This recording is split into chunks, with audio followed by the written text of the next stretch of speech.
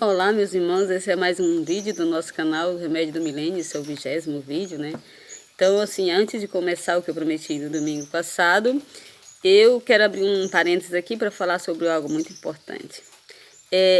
O mundo todo está apreensivo por causa do coronavírus, né? Isso é de praxe. Mas, assim, dizem até, sai até nos zaps aí uma nota, né, dizendo que isso já foi profetizado pelo Nostradamus. Então, assim, o que que as pessoas estão esquecendo, né? Que tem uma profecia muito importante, né? Estou chamando a atenção aí principalmente para os nossos cristãos, que é uma profecia muito importante que Cristo falou sobre o fim dos tempos e que a gente às vezes está esquecendo, né? Eu vou ler para vocês aqui Mateus capítulo 24, né? O versículo 15 e o 20, eu vou ler para vocês. Então, quando vistes estabelecida no lugar santo a abominação da desolação que foi predita pelo profeta Daniel, o leitor entenda bem. Então, os habitantes da Judéia fujam para as montanhas. Né? Versículo 20. Rogai para que vossa fuga não seja no inverno nem no dia de sábado.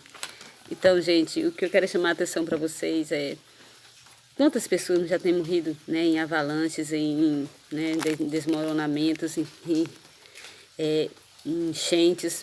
E será que as pessoas cristãs estão assim abrindo a mente, o coração para orar, pedir para que a nossa fuga, né, no final dos tempos não seja no inverno? Você já imaginou, né, a gente fugir no inverno? Né? Ontem mesmo começou a chover umas 10, 11 horas da noite e até agora já é mais de 9 horas, né, e está chovendo. Já imaginou a gente chovendo, né? A gente no meio dessa chuva, fugindo, né? Então, assim, gente, eu gostaria de chamar a atenção para nossos irmãos, que eles parassem para pensar, né, nessa profecia que Jesus pediu, né? Porque se Jesus sabe o tamanho do sofrimento, sabia que no inverno, no dia de sábado, muito sofrimento, muitos se escapassem muito pouco, né? Então, que botemos o joelho no chão, vamos orar. Não só por essa epidemia de coronavírus, mas também oramos sem cessar, pedindo para que a nossa fuga não seja no inverno nem no dia de sábado, viu? Então, assim, vamos ao nosso vídeo de hoje, né? Nossa história de hoje, que eu prometi que ia contar um pouco sobre a Maria, né? Houve um acontecimento uma vez, eu tinha uns 16 anos, mais ou menos, que teve um rapaz que ele se apaixonou por mim. No meu aniversário de 15 anos, eu recebi uma carta dele falando, né, querendo namorar comigo e tal. Então, assim, eu, né, pela primeira vez, respondi com muito carinho a carta dele, pedindo desculpa que não dava e tal. E, bom, entreguei a carta, né, devolvi a carta ao portador. E ele passou um ano, né, sem falar comigo, sem ir na minha casa. Eu também não entendi nada disso. Talvez achei porque ele ficasse com raiva que eu não aceitei, né? Quero abrir um parênteses aqui para dizer a vocês que desde os meus 12, 13 anos, que eu sempre fui muito, tipo assim, a pretinha, né? A pretinha, quando se falava em termos de namorada, ela dava patada. Se um rapaz chegasse e colocasse a mão na minha perna, eu percebesse que tinha alguma intenção, um tapa comia, então, assim, a porrada comia.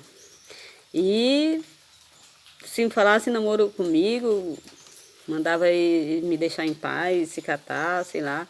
E se eu percebesse que a pessoa estava afim de mim, eu já dava um fora antes dele se declarar. Então, isso era muito áspera, né, em relação a isso. E, né, isso depois disso, né, depois desse episódio que eu vou contar para vocês, também eu continuei assim meio ainda, né, ríspida, né, com os homens, né.